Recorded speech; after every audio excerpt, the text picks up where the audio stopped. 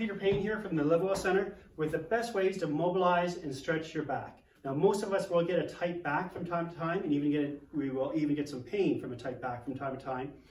These 6 exercises are the best ways to loosen that up and help prevent it from becoming a problem in the future.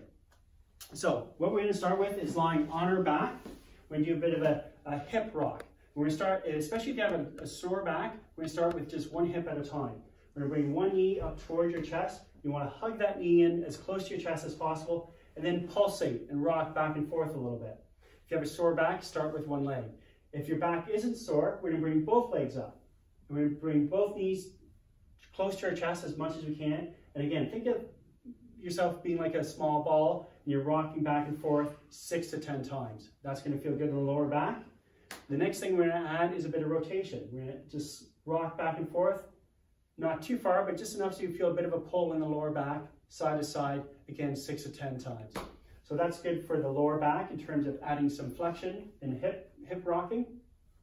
The next thing we're going to do is add some rotation to the lower spine. So starting with the feet on the ground, we're going to cross one leg over the other, keeping the knee as close to the opposite knee as much as we can. And we're going to drop the legs towards the side that you just lifted up. The key thing here is to keep the shoulder on the ground as much as you can, so you feel a bit of a stretch in the lower back as well as into the side of the hip. You're going to hold that for anywhere from 10, 12, 15 seconds. And then we're going to go on the opposite side doing the same thing. So crossing one leg over the other, keep it nice and close, and then just bring the legs towards the ground as much as you can, keeping the shoulder on the ground. So that's going to add a good rotation stretch to the hip and the lower back. Great. Next, we're going to target the mid-back. Now, if we can loosen up the mid-back, the thoracic spine is going to help the lower back sit in a better position. So here, we're going from a kneeling position. We're going to keep the knees directly below the hips, hands directly below the shoulders. And we're going to start, you've probably seen this in yoga, called a cat-camel stretch. We're going to arch the back and then extend it. And then arch and extend. You're seeing some good movement here. The more movement we can get into the thoracic spine, the better or less pressure is going to be placed on the lower spine. So we're going to pulse through that, holding for a second or two at the top and the bottom of each, anywhere from 6 to 8 repetitions. So that's good to loosen up the mid-back. Next, we're going to do what's called a child's pose, also from yoga. So we're going to start in a kneeling position. We're going to sit with the buttocks on top of the ankles, as close to the ankles as possible. And then we're going to lean forward. You don't have to keep the knees right close together, but it does help if you can. If it's too sore, you can spread the knees a bit. You're going to reach above your body as much as you can, so you're feeling a good long stretch along the lower part of the spine. And you can hold that for anywhere from 30 seconds, a minute, even longer. It's going to feel great as you feel that opening up in a nice way. So that's good to lengthen out the lower spine.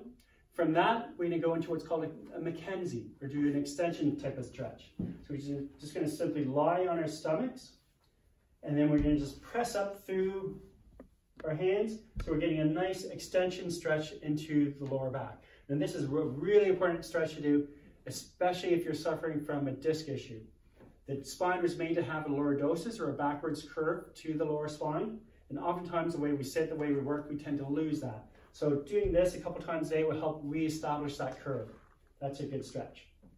Okay, the next one we're going to do is a lunge stretch. Now, lots of people we see get really, really tight in the front of the hips because we're sitting too much. So a lunge stretch is a great way to open up the hips. Simply, we're taking a big step forward, and we're going to drop the back leg towards the ground. The key here is to keep the front leg vertical, so you can even bring that leg forward even more.